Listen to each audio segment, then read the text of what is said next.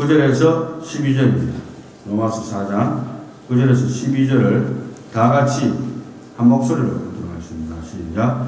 그런즉 이 복이 할례자에게냐 혹은 무할례자에게냐 우리가 말하기를 아브라함에게는 그 믿음이 의로 여겨졌다 하노라. 그런즉 그것이 어떻게 여겨졌느냐 할례시냐 무할례시냐 할례시가 아니요 무할례시니라. 그가 할례의 표를 받은 것은 무할례시의 믿음으로 된 의를 인친 것이니 이는 무할례자로서 믿는 모든 자의 조상이 되어 그들도 의로 여기심을 얻게 하려 하심이라. 또한 할례자의 조상이 되었나니 곧 할례받을 자에게뿐 아니라 우리 조상 아브라함이 무할례시에 가졌던 믿음의 자취를 따르는 자들에게도 그러하리라. 아멘. 첫 번째 슬라이드를 보시게 되면은 아브라함의 이동 경로가 나옵니다. 이거는 뭐 외우실 필요는 없고 그래도 지도를 보면 좀 속 시원하게 방향을 볼 수 있을 것 같아요. 그래서 우르에서 갈대아 우르에서 부름을 받은 아브라함이 바벨론을 거쳐서 쭉 올라가서 하람, 그렇게 유프라데스 강을 끼어서 올라가서 하람, 갈그미스, 그 다음에 다메섹, 베델, 그 다음에 헤브론, 벨세바 이렇게 쭉 나오잖아요. 이 경로가 지금 현재 거의 아브라함의 일생의 경로입니다. 상당히 많은 여행을 했습니다. 하나님의 부르심을 받고 그 다음에 이제 슬라이드를 보게 되시면은 아까 이야기했던 것을 반복적으로 이야기하게 되는데 창세기에 나오는 내용을 참고로 해서 우르에서 바벨론을 거쳐서 하란으로 올라가는 모습이 보이죠. 상상을 해볼 수가 있습니다. 그때는 차가 없기 때문에 도보로 그리고 수레를 끌고 그런 식으로 이동했다고 보여집니다. 그 다음에 이제 다음 슬라이드 보게 되면은 이제 거기서 다시 남서쪽으로 내려오지 않습니까? 이렇게 올라갔다가 동쪽에서 북쪽으로 내려갔다가 남서쪽으로 이렇게 내려옵니다. 방향이 내려오면서 대해, 그렇게 지중해 쪽으로 오면서 또 그 사이에는 중간에는 사해바다가 있죠. 물론 하여튼 내려오면서 세겜 그리고 베델 여기 보면은 세겜에서 가나안에서 첫 단을 쌓은 것이 세겜이고 그 다음에 이제 베델로 오게 돼서 장막을 치고 여호와의 이름을 불렀습니다. 그 다음에 여기에서 이제 그린 칼라로 되는 화살표 보이시죠? 그린 칼라. 이거는 이제 기근으로 인해서 애굽으로 내려간 사건이 나고 거기에서 이제 자기 와이프를 뺏길 뻔하는 사건도 일어나게 됩니다. 그거는 다 생략하고 그 다음에 다시 베델로 돌아왔죠. 돌아와서 그 다음에 헤브론으로 갑니다. 헤브론으로 가서 제단을 쌓았고 여기서 베델에서 사실 애굽에서 돌아온 후에 롯과 이베라는 자기 조카 롯과 이베라는 장소가 베델이라고 보여주는데 거기에서 이제 롯은 오른쪽에 화살표 밑으로 쭉 내려가면 소돔 땅이 있고 고모라 땅이 있는데 거기는 이제 사해 바다를 끼고 있습니다. 지도상을 보게 되면 이렇게 해서 갈려진 이야기가 나오게 됩니다. 다음에 슬라이드 볼까요? 다음 슬라이드 보게 되면 그 다음에 이제 헤브론에서부터 나오는 부분이 나오는데 그 위에 왼쪽으로 네모칸에 되어 있는 것은 아브라함의 후손에게 약속으로 준 땅에 대한 그 바운다리에 대한 표시입니다. 유프라데스 강이 있고 애굽 강이 있으면 그 화살표 두 개가 양쪽으로 되어 있는데 그 범위가 이스라엘 백성들에게 준 땅이다. 아브라함의 자손들에게 주는 땅이라는 것을 표시하고 있고요. 그 다음에 이제 헤브론에서 자손과 세 아들의 축복을 받고 거기서 할례를 베풉니다. 할례를 불고 그 다음에 다시 이제 화살표가 왼쪽으로 가면서 빨간 화살표가 왼쪽으로 가면서 그랄로 가죠. 그랄에서 이제 또 자기 와이프를 뺏길 뻔한 일이 또 생깁니다. 이게 상당히 파란만장한 인생을 살았어요. 사실 여행하면서 그 다음에 다시 그랄에서 브엘세바로 가서 아비멜렉과 하친 조약을 맺고 그 다음에는 이제 여기서 보면은 빨간 화살표 있잖아요. 빨간 화살표가 양쪽으로 되어 있는 것이 있는데 밑에서부터 저 위로 올라가면은 예루살렘의 모리아산 쪽으로 가게 되는데 왜 갔을까요?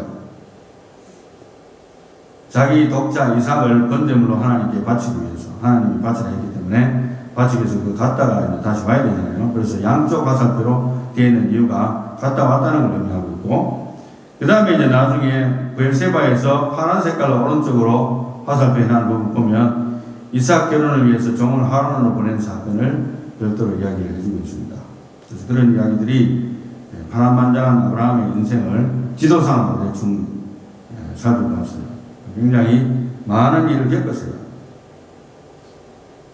다음 그림을 보게 되면 결국에 아까 이야기했듯이 모리아산으로 가서 이제 네 독자를 나에게 바치라, 번제를 바치라 하니까 아들을 끌고 가는데 와이프한테 이야기하지도 않고 새벽부터 일어나가지고 안장을 지우고 갑니다.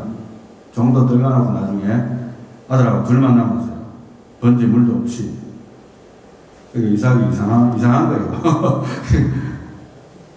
다 준비됐는데 왜 번제물이 없냐고. 그러니까 하나님 다 예비하실 것이다 하고 끌고 가가지고는 아이를 결박해서 죽이려고 딱 합니다. 죽이려고 하는데 하나님 불러서 이제 그만하라 금지시키지 않습니까? 이 장면이에요.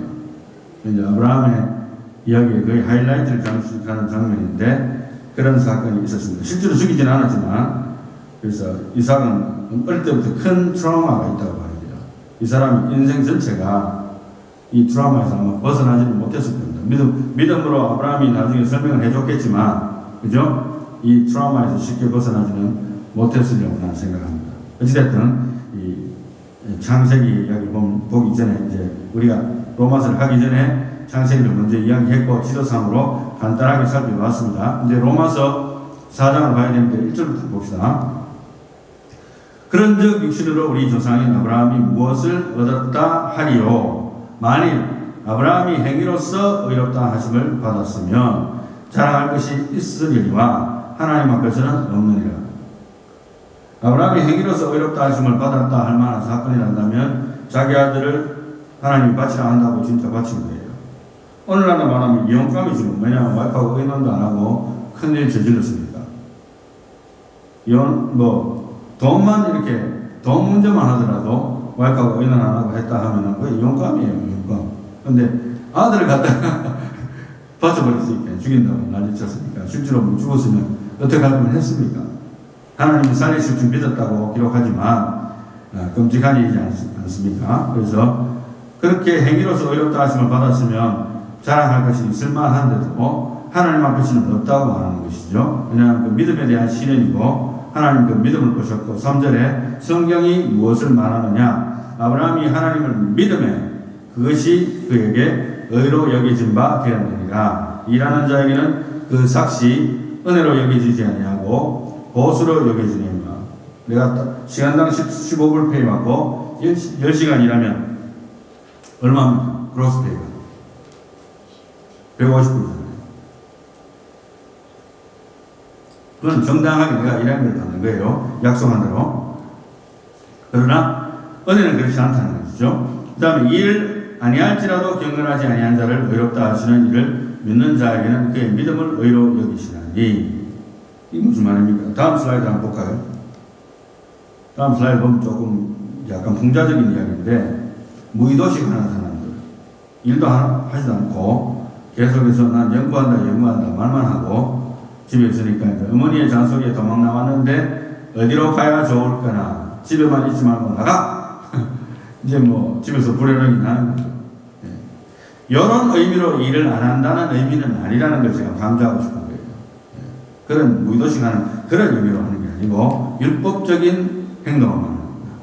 그 다음에 6절 말씀 가서 일한 것이 없이 하나님께 의로 여기심을 받는 사람의 복에 대하여 다윗이 말한 바 불법이 사함을 받고 죄가 가려짐을 받는 사람들은 복이 있고 주께서 그 죄를 인정하지 아니하실 사람은 복이 있도다. 이것은 시편 32편 1절에서 2절의 인용입니다. 보면은 How blessed is he whose transgression is forgiven. 그의 죄악이 범죄가 용서받은 자는 복이 있다는 거예요. 여러분들 죄가 없는 사람은 용서받을 필요가 없어요. 예를 들어서 내가 죄를 안 지었잖아요. 그러면은 감옥에도 갈 일도 없고 또 감옥에 가 있더라도 특사로 풀려날 일도 없어요. 근데 이제 죄 지은 사람이 감옥에 간 거예요. 그런데 어느 날 갑자기 대통령 특사가 내려왔다. 당신 석방이요. 앞으로 5년 더 남았는데 얼마나 감사하겠어요. 자기로서는. 실질적으로는 뭐 그런 케이스입니다. 그 범죄가 용서받았다는 것은 그거 자체는 죄는 있는데 용서받았다는 거예요. 죄가 없어진 건 아니고 용서받았고, 두 번째로는 그 sin is covered. 그의 죄가 덮여졌다는 거예요. 죄는 있는데 죄가 덮여지는 거잖아요. 죄는 있어요. 근데 덮여진 걸 의미합니다. 물론 죄를 깨끗하게 씻겠다는 표현도 있습니다만은 법적으로 말하면 죄는 여전히 있는데 그것을 용서해 주시고 덮어주셨다, 이런 의미거든요. 그래서 어떻게 보면 how corrupt, 하나님이 corrupt네. 훌륭하게 보이는 사람들은 축복도 안 해주고 천국도 못 간다 하고, 예수 믿는 사람은 천국 간다니까 말이 되냐. 안 믿는 사람들이 그렇게 이야기할 만해요. 그런데 이제 자세히 보면 한번 봅시다. 2절 말씀, how blessed is the man to whom the Lord does not impute iniquity. 주님께서 그 사람의 죄를 추궁하지 않는 사람은 복이 있다. 정죄하지 않는 사람. 분명히 죄는 있는데 너 죄인이야 이렇게 안 한다는 거예요. 넘어가버리는 거예요. 덮어버리는 거예요. 용서해버리는 거예요. 그래서 corruption이라는 말을 우리 보통 많이 쓰잖아요. 정치 세계에서 government is corrupted, Biden administration is corrupted, 뭐 이런 말들만 하잖아요. 그러면 corruption이라는 것은 dishonest or fraudulent conduct by those in power, typically involving bribery. 보통 이제 돈을 받고 봐주는 케이스가 거기에 많이 해당된다고 이야기하는데, 최근에 누가 또 bribery를 많이 해서 돈을 많이 먹었습니다. 이런 분이 먹었습니다. 미국에. 이러한 일들이 일어나는데, 하나님께는 bribery 할 수 없잖아요. 하나님 돈도 받을 필요도 없고 돈도 필요 없고, 그죠? 전지전능하신 분이고 스스로 모든 것이 자족하신 분이기 때문에 bribery하고는 아무 상관이 없고, 하나님께서 어떻게 차별적으로 대우하시는가, 이렇게 믿지 않는 자들이 항상 이야기하는 것인데, 실질적으로는 성경은 또 그렇지 않다고 분명히 이야기를 해주고 있습니다. 정직하라 나의 사랑하는 아들아, 내 딸들아, 정직하라 나의 가슴을 치며 너희에게 구하노니. 앞전에 제가 읽었던 시편의 32편 2절의 뒷부분을 제가 읽지 않았는데요. And in whose spirit there is no deceit. 그 허물의 사함을 받고 그 죄 인정치 않는 사함을 받은 그 사람은 그 영혼이 간사함이 없어요. 정직합니다. 믿는 사람의 특징은 그 사람의 간사함이 자꾸 없어집니다. 이 성화의 과정을 겪으면서 간사함이 자꾸 빠져나가요. 이게 바람직한 모습이에요. 근데 예수 믿는다 하면서 일평생 신앙생활 하면 할수록 더 간사한 사람이 되어가려면 참 믿는 사람이 아니라고 의심해 볼 만한 거죠. 그래서 그렇게 시편의 다윗이 표현을 해주고 있고, 정직한 영혼이 되어지게 되는 겁니다. 왜? 하나님이 나를 용서했기 때문에. 나는 죄인이라는 거예요. 그러니까 내가 용서받았다는 것은 나를 뭘 전제합니까? 내가 죄인이라는 것을 전제하는 거예요. 내가 죄인이라는 게 전제가 안 되는 무슨 용서가 필요합니까? 용서 필요 없지 뭐. 나는 의로운데. 그죠? 자, 그런 뜻입니다. 그래서 9절에서 12절 본문 말씀을 마지막으로 미루고 이제 13절로 건너뜁니다. 13절. 아브라함이나 그 후손에게 세상의 상속자가 되리라고 하신 언약은 율법으로 말미암은 것이 아니요 오직 믿음의 의로 말미암은 것이니라. 만일 율법에 속한 자들이 상속자이면 믿음은 헛것이 되고 약속은 파괴되었습니다. 왜냐하면 율법에 속한 자들이 상속자면, 그죠? 믿음이라는 것은 전혀 소용이 없게 된다는 말이고, 그리고 하나님의 약속. 왜냐하면 약속이 믿음을 통해서 구원받는 약속을 하셨는데, 구약에서는, 그죠? 아브라함 통해서 그 약속도 이제 무효가 되는 거예요. 율법에 속한 자들이 하나님의 상속자가 된다는 그런 뜻입니다. 15절. 율법은 진노를 이루게 하나니 율법이 없는 곳에는 범법도 없느니라. 결과적으로 그렇다는 거예요. 율법 자체는 선한 목적을 가지고 있고 율법 자체는 사실은 선한 거예요. 이걸 오해하지 마시기 바랍니다. 그렇지만은 율법의 펑션이 결과적으로, 그죠? 그 고귀한 펑션이 선한 목적을 가지고 있는데 우리를 잘 되라 하나님 잘 섬기라고 했는 그 목적인데 그죠? 결과적으로 사람이 그걸 못 지키면 말미암아 총과 같은 역할을 한 거예요. 우리가 죽는 거예요. 영적으로. 16절 그러므로 상속자가 되는 그것이 은혜에 속하기 위하여 믿음으로 되나니 이는 그 약속을 그 모든 후손에게 굳게 하려 하시니라. 왜냐하면 믿음으로가 아니면 은혜가 아닙니다. 왜냐하면 내가 열심히 율법 잘 지켜서 천국 가는데 뭐 무슨 은혜입니까 그게? 그죠? 그러니까 은혜에 속하기 위해서 믿음으로 된다는 걸 이야기하고 있고 율법에 속한 자에게 뿐만 아니라 아브라함의 믿음에 속한 자에게도 그러하니 아브라함은 우리 모든 사람의 조상이다. 기록된 바 내가 너를 많은 민족의 조상으로 세웠다 하신과 같으니 그가 믿은 바 하나님은 죽은 자를 살리시며 없는 것을 있는 것으로 부르신 이시니라. 아멘. 아브라함을 부를 때 내가 너희 많은 민족의 조상으로 세웠다 이 말을 하셨거든요. 내가 너를 많은 민족의 조상으로 세웠다는 말은 사실 아브라함에게는 it doesn't make any sense.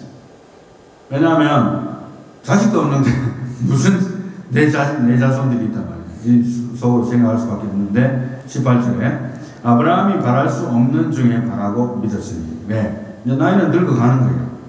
하나님은 내 자손들이 많을 거라고 이야기하지만 실질적인 내 자손은 없는 거예요.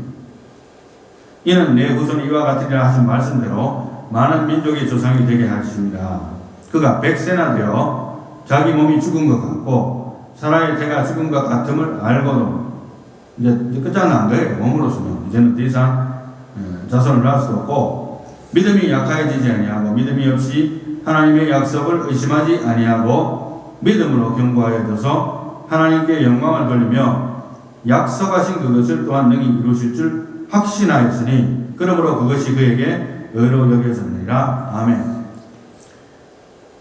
아브라함이 가지고 있던 믿음의 특징이 뭐냐 하면 그냥 맹목적인 믿음이 아니에요.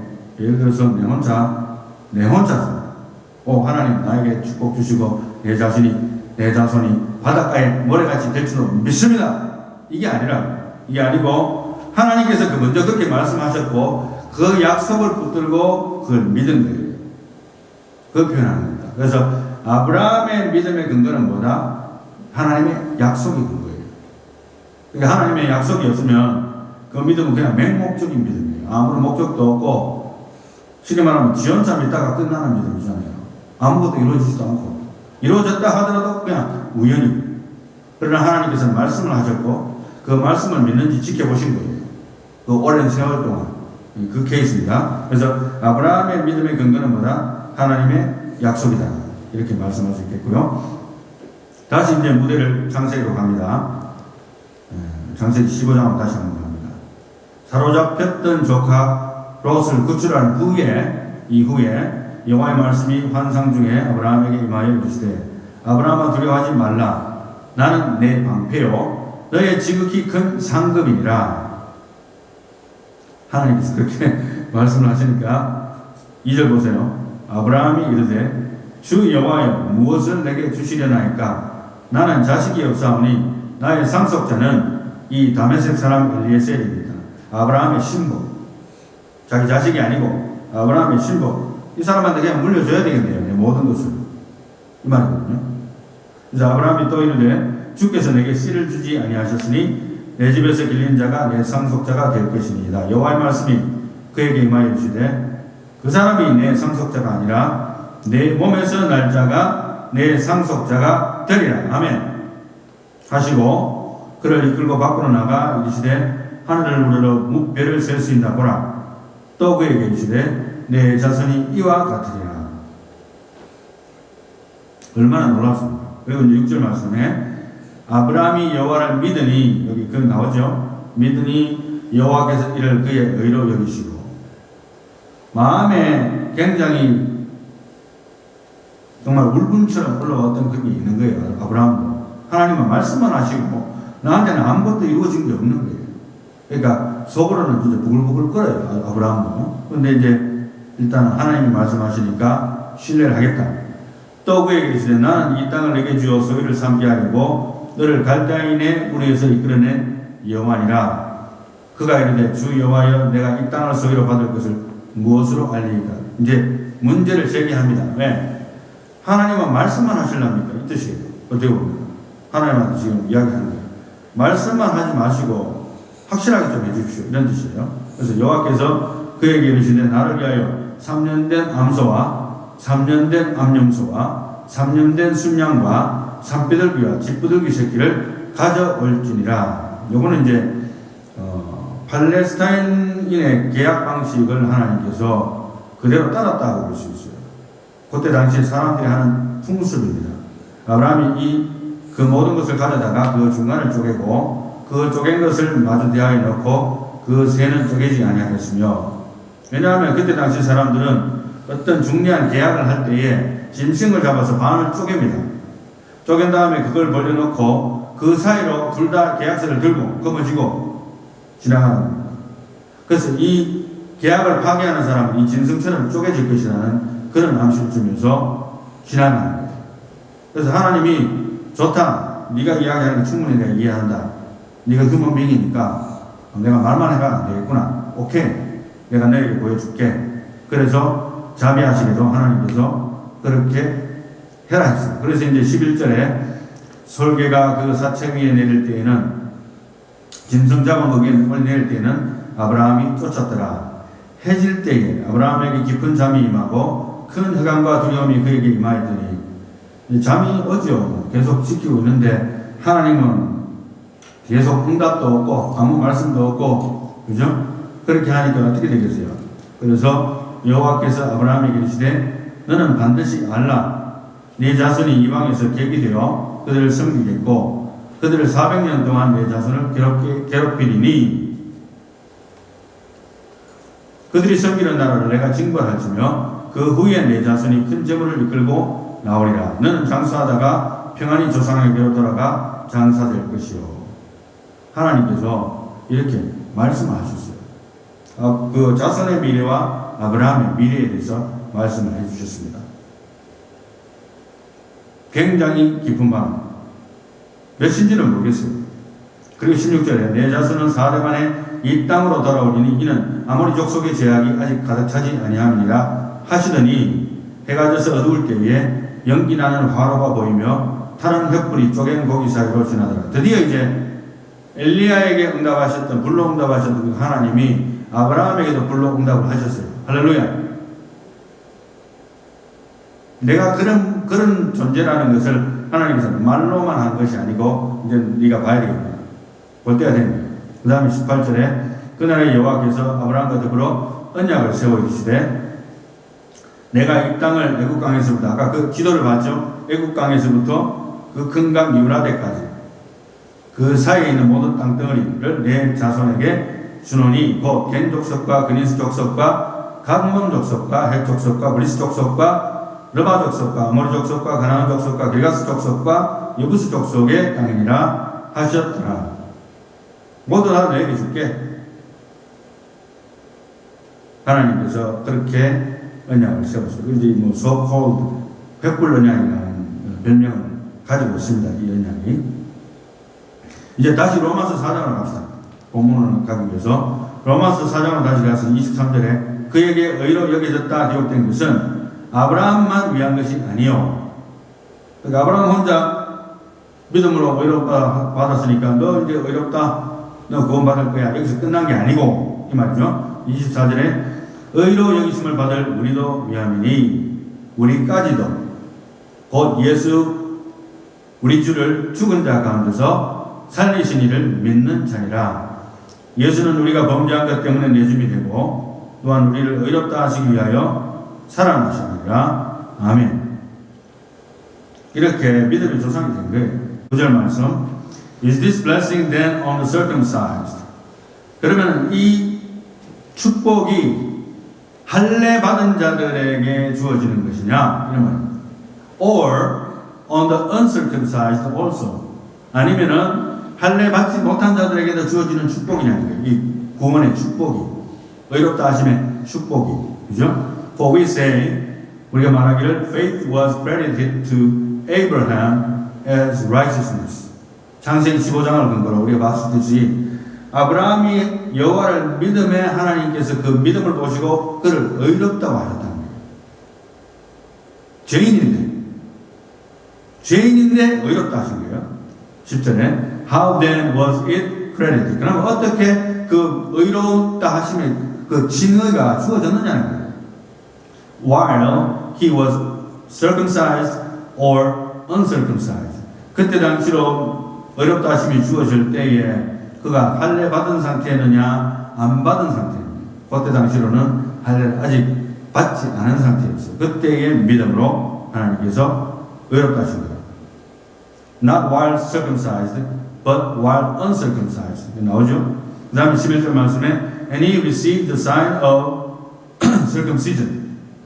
그리고 아브라함은 이제 그 할례 받은 것을 일종의 사인으로서 그 다음에 할례를 받았다. A seal of the righteousness of the faith. 마치 우리가 예수 그리스도를 믿음으로 오늘날에는 우리가 뭘 해합니까? 세례를 해야 세례. 그죠? 오늘 일리아나 왔는데 기적이네요. 또 안 나올 줄 알았는데 왔으니까. 그죠? 근데 어찌됐든 우리가 학습 세례 문답을 받고 믿음에 대해서 교육도 받고 예수를 영접하고 그 다음에 그 믿음에 대해서 일종의 인증명 활동으로서 세례를 베푸잖아요. 오늘날에 말하자면 할례도 그런 거라고 볼 수 있어요. 그래서 믿음이 먼저고 그 다음에 할례를 받았다. 이렇게 순서적으로 사도 바울이 구분을 해서 설명을 해주고 있습니다. 그 다음에 이제 11절 말씀 후반부에 which he had while uncircumcised so that he might be the father of all who believe without being circumcised. 그러니까 할례 받지 않은 자에게도 조상이 되고 that righteousness might be credited to them. 그래서 의롭다 하심을 받게 되고 and the father of circumcision to those who not only are of the circumcision 할례 받은 자뿐만 아니라 but who also follow in the steps of the faith of our father Abraham. 아브라함의 믿음의 자취를 쫓아가는 자들에게도 역시 마찬가지로 which he had while uncircumcised. 그때 당시로는 할례 받지 않은 그 상태에 있었을 때에 믿음을 쫓았던 그 상황, 그죠? 그걸 이야기하는 거예요. 그래서 하나님께서도 순서적으로 그렇게 아브라함을 이끄신 걸 볼 수 있어요. 이끌어 가신 것을 볼 수 있어요. 그러니까 아브라함이 믿음이 처음부터 아주 대단하다기보다도 하나님의 이끄심을 따라서 아브라함의 믿음이 성장했다고도 볼 수 있습니다. 굉장히 중요한 포인트죠. 자, 그 다음에 이제 다음 슬라이드 보게 되면은 믿음의 자취를 따르는 자들이라고 제가 오늘 설교 제목을 붙였는데요. 아브라함의 이야기와 성도의 견인의 교리에 대해서 우리가 조금 전에 이야기했듯이 한번 짚고 넘어갈까 합니다. 갈빈주의 5대 교리 중에 하나가 여러 가지가 있는데 그 중에서 Perseverance of Saints라는 게 있어요. 한국말로 하면은 성도의 견인이라는 교리입니다. 성도의 견인. 웨스트민스터 신앙고백서 17장 2항에 보면 성도의 이 견인은 그들 자신의 자유의지에 달린 것이 아니다. 하나님 아버지의 자유롭고 변치 않는 사랑에서 나오는 선택 작정의 불변성과 예수 그리스도의 공로와 중보의 혈업과 성령의 내주하심과 그들 안에 있는 하나님의 씨로 말미암은 것이다. 결국에는 내가 잘나서 끝까지 믿음을 지킨다고 생각하지만 결국에는 하나님의 성령의 은혜로 내 믿음이 지켜지게 된다는 그런 논리. 이게 하나의 갈빈주의 5대 교리 중에 굉장히 중요한 포인트입니다. 그렇지 않다면 사실은 우리가 벌써 믿음을 포기하고 하나님 바이바이, 예수님 바이바이, 교회도 바이바이, 믿음도 필요 없고 이렇게 생각했을 수도 있다고 보여줘야 되는 것입니다. 오늘 결론적으로 말씀드리겠습니다. 결론은 끝맺음을 해야 될 것 같은데요. Long term hardship이 있고 short term hardship이 있어요. 살다 보면 그리고 and God is still with you. 하나님께서 아직도 당신과 함께 하시느냐 아니한가 그 생각을 해보는 상황들이 아브라함처럼 있을 수 있다는 것을 우리가 그의 생애를 통해서 볼 수가 있습니다. Yes, He is with me now and forever. 이제 이게 신앙이 되는데요. 구원의 확신을 가지지 못하는 성도도 믿음으로 구원을 받겠지만 이게 무슨 말이냐 하면 예수님을 믿는데 항상 나는 구원받는지 모르겠다는 거예요. 10년, 20년 교회 다니는데도 나는 예수님을 내가 믿는 것 같기는 한데 내가 천국 갈까 내가 그런 거 확실히 모르겠다. 이런 말을 하면 저는 이렇게 이야기합니다. 예수님을 내 구주로 믿게 되면 그 죄와 사함을 받고 구원을 받게 된다. 그 말씀 그대로 믿으면 된다. 항상 그렇게 이야기를 합니다. 그 다음에 이제 구원의 근거는 구원의 확신을 가진 성도의 영적 파워와 가능성이 훨씬 크다. 저 같은 경우에는 가진 성도의 영적 파워와 가능성이 훨씬 크다. 저는 중학교 1학년 때 이제 교회에서 하는 수련회 가가지고 목사님의 설교를 들으면서 예수님을 믿으면 구원. 왜냐하면 저는 모태신앙이니까 어떤 특별한 도전을 받지 못하고 어머니와 함께 교회 다니고 어릴 때부터 교회 다니고 자연스럽게 그냥 교회 다니고 하나님의 말씀 듣게 됐기 때문에. 그런데 이 내가 믿는 그 가치가 얼마나 귀중하고 내가 예수를 믿음으로 정말로 구원받는다, 천국 간다, 이 사실에 대한 확신을 가지게 된 거예요. 중학교 1학년. 그래서 내가 선교사가 되겠습니다 라고 손을 들었더니 집이 발칵 뒤집어졌었는데 좋은 의미로, 그죠? 어찌됐든 구원의 확신을 가지지 못한 성도도 믿는 다음에 구원 받겠죠. 그렇지만은 내가 구원을 믿음으로 구원받는다는 그 확신을 가진 성도의 영적 파워와 가능성은 훨씬 더 크다고 볼 수가 있습니다. 그래서 구원의 근거는 나의 공로가 아닌 오직 예수 그리스도를 믿음으로 구원받는다. 오늘 이 말씀의 핵심이 그건데 믿음의 발자취를 따라서 살아가자는 게 결론입니다. 그래서 우리 아브라함의 인생에서 짧은 기간이 아니고 아주 롱텀으로 힘든 일이 있었지만 하나님께서는 그를 계속적으로 이끌어 주셨고 나의 공로가 아니고 내 믿음이 대단한 것이 아니고 하나님께서 나의 믿음을 만들어 가셨다는 것. 그것을 기억하고 믿음의 발자취를 따라가서 살 수 있는 겸손과 기도로 무장할 수 있는 믿음으로 살아가는 저와 여러분들이 다 되시기를 예수님의 이름으로 축원합니다.